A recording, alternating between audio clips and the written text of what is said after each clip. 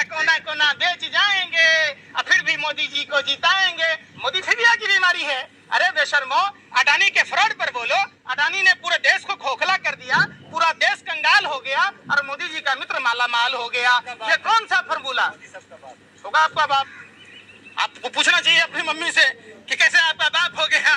अरे बेशर्मो, मोदी जब आप सुन है अरे सुन लो भाई, मैंने तो कहा नहीं। अरे फिर मैंने अरे सुन लो, अरे कोई चाचा आपका बेटा बोलते सब लोग बाप थोड़ी। अरे सुन तो बेशर्मो, मैं क्या कह रहा हूँ। मोदी जी, अरे सुन तो लो, सुन नहीं रहे। मोदी जी अगर वादे के सच्चे होते तो मोदी जी के भी बच्चे होते। अरे फिर भी नहीं है। अरे तो मैंने शादीशुदा करके जसोदाबेन की तरह छोड़ दिया। अरे बेशर्मो, जाके पूछो ना जसोदाबेन से। सुनो पहले बात, हिंदू धर्म में मांगों में सिंदूर भरना दस्तूर नहीं है। अग्नि के साथ फेरे लेना कोई रस्म रिवाज नहीं है। इस बात का प्रतीक है कि जब तक उसका पति जिंदा होगा उस पत्नी की रक्षा करेगा। और पति धर्म का निर्वाह प्रभु श्री राम ने किया था। और प्रभु श्री राम के जो आचरण है, जो मर्यादाएं हैं, अगर प्रधानमंत्री जी मानते तो प्रधानमंत्री जी जसोदाबेन को गले लगाते। तो है ही नहीं। हम उसको लाएंगे, जो राम को लाए हैं उसको लाएंगे। आपके पिताजी आपको लाए हैं कि आप पिताजी को लाइएगा? बताओ हमको बात। अरे राम, प्रभु श्री राम भारत के कन-कन में है और कई पीढ़ियां पहले है। प्रभु श्री राम हम सबको लाए हैं। ये तो कोई बपजेठ ही कह सकता है। बीजेपी के एक सांसद है, उन्होंने कहा कि अजान से जो है सर दर्द होता है। तो क्या आने वाले हिंदू राष्ट्र में अजान, नमाज ये सब बंद होगी क्या? देखो, भारत एक ऐसा मुल्क है जहाँ अरदास भी होती है, जहाँ भजन भी होते हैं, जहाँ पूजा अर्चना भी होती है। सभी धर्मों का समावेश है।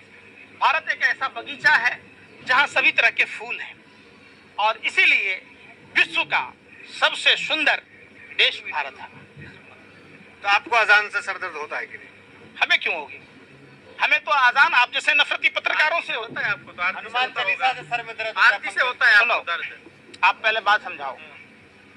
आप लोग पढ़े लिखे भी हो कि भारतीय जनता पार्टी के बाहर में वो आवारा कुत्तों की तरह खड़े रहते हो? सिर दर्द होता है या नहीं होता है? मैं क्या बोल रहा हूँ, हर आदमी। अरे सुन तो लो यार, बच्चों की पढ़ाई चल रही है, एग्जाम चल रहा है। सुनना चाहोगे? भोंकना चाहोगे? भांड की तरह पहले भांड होता था जो राजा महाराजा का गुण गाता था। आप लोग तो बिल्कुल मुजरागरी गा रहे हो, डायरेक्ट बोलने नहीं दे रहे। सुन तो लो। अरे के.एस. ईश्वरप्पा पूर्व उप मुख्यमंत्री कह रहे अगर अब की बार सरकार आएगी तो सारे लाउड स्पीकर उतरवा के घर रख देंगे। हो गया? हाँ, हो गया। आगे तो नहीं बोलोगे ना कुछ? अब हमारी बात सुनो। नारायण राणे सेकुलर था। नारायण राणे पर जमीन घोटाले से जुड़े हुए केसेस चल रहे थे।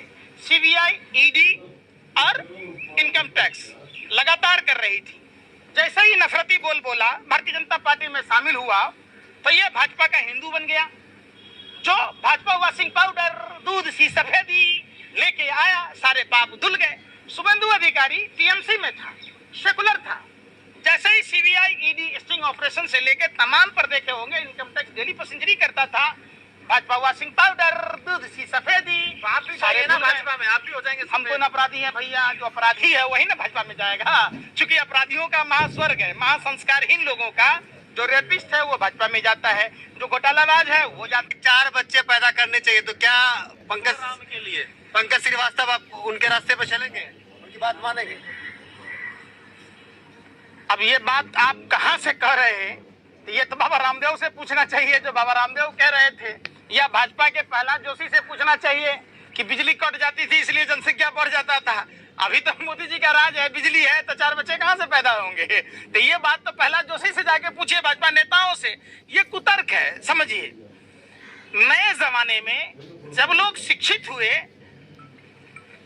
तो परिवार नियोजन का कार्यक्रम देश भर में, चाहे वो पुरुष नसबंदी हो या स्त्री नसबंदी हो, श्रीमती इंदिरा गांधी जी ने चालू किया था। और उसके बाद लगातार इन चीजों में सुधार होता गया।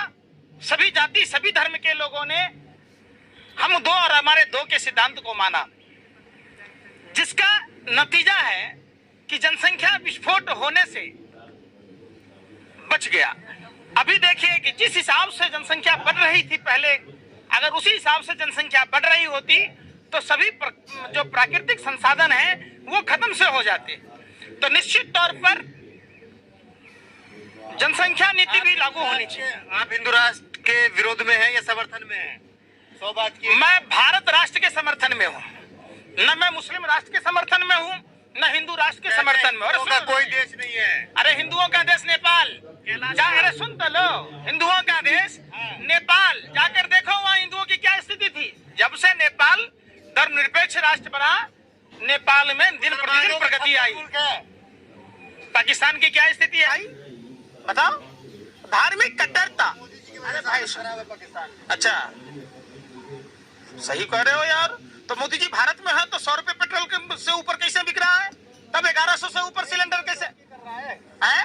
देश भी तो तरक्की कर रहा है। आप पहले मनमोहन सिंह जी के कुआं से निकालते थे आप गैस, और उसी से पेट्रोल। अरे भाई, जब भ्रष्टाचार था तब 400 रुपए की सिलेंडर मिलती थी, तब 60-70 रुपए का पेट्रोल मिलता था। ले लेंगे। अरे भाई, 1000 का सिलेंडर आपको हमको सुनो, देश सुरक्षित रहे, 1000 रुपए का पेट्रोल भरवाए। हमको भैया वही पुराना दिन लौटा दो, जिस दिन में 400 रुपए की सिलेंडर, 60 से 70 रुपए का पेट्रोल, 50 से 60 रुपए की डीजल, 30 रुपए किलो की आटा, और की सड़क, भ्रष्टाचार, आतंकवाद, अच्छा, जगह जगह पर जो है बम फूटना, वो चाहिए क्या आपको? कभी मुंबई में ब्लास्ट हो रहा है, कभी पटना में ब्लास्ट हो रहा है, कभी दिल्ली में ब्लास्ट हो रहा है, वो भारत चाहिए क्या? अब ना हो रहे। अब पुलवामा घटना पर किसके समय में हुआ? अरे बेशर्मो, सत्ता के दलालों, हवसियों, थोड़ी शर्म तो करो, शर्म तो करो कि आज तक पुलवामा घटना में वो RDX कहां से आई थी, वो जेलेटिन किसका था, वो कार किसकी थी, आज तक नहीं बता पाई। निकम्मो निठल्लो, अरे सत्ता के हवसियों शर्म करो, कम से अरे शर्म करो। भारत माँ के शहीद जंतर मंतर पर बैठे हैं 1 रैंक 1 पेंशन के लिए।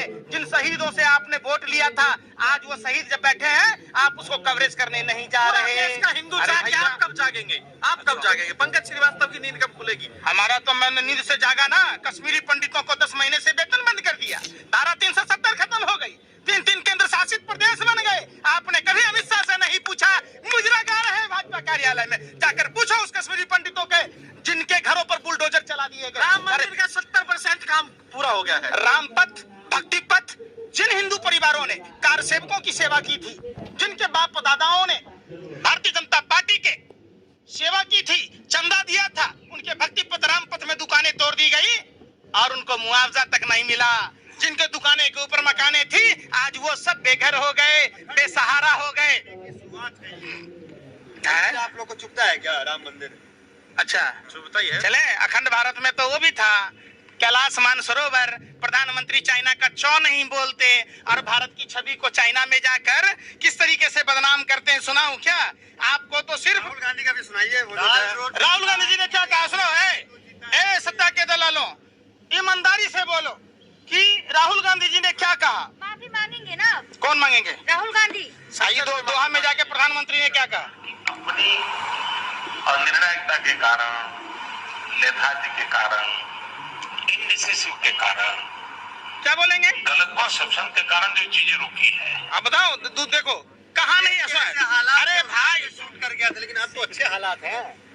अरे भैया, प्रधानमंत्री ने चाइना जाकर क्या बोला? लेकिन अरे सुन लो, अरे भैया, ये फेक न्यूज है, फेक। तब बोला जब हालत खराब थी। अरे सुन लो, सुधर गई। अरे सुन लो, सुन लीजिए। अरे बेशर्मो सुनो, क्या बोला? ये कह रहे विवेकस्मृति से हिंदुस्तान में पैदा लिया। अरे भैया, मैं गर्व से कहता हूँ कि हिंदुस्तान की भूमि पर जन्म लिया। प्रधानमंत्री जी जैसे पाप के कुकर्मी प्रधानमंत्री के चक्कर में, जिन्होंने भारत की छवि को पूरे विश्व ज्यादा रखिए। अरे सुनो, कर रहे हो आप? गर्व है। अरे सुनो, गर्व है। आप सुनो, अरे प्रधानमंत्री ने जर्मनी में क्या कहा, दोहा में क्या कहा, चाइना में क्या कहा, कैलिफोर्निया में क्या कहा, लंदन में क्या कहा?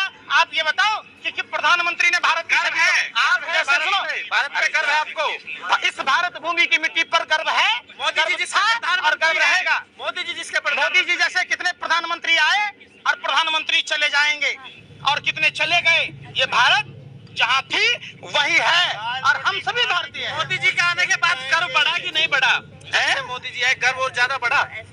मोदी जी के आने से इतनी दुर्गति हुई भारत की छवि विश्व के मानचित्र पर धूमिल हो गया।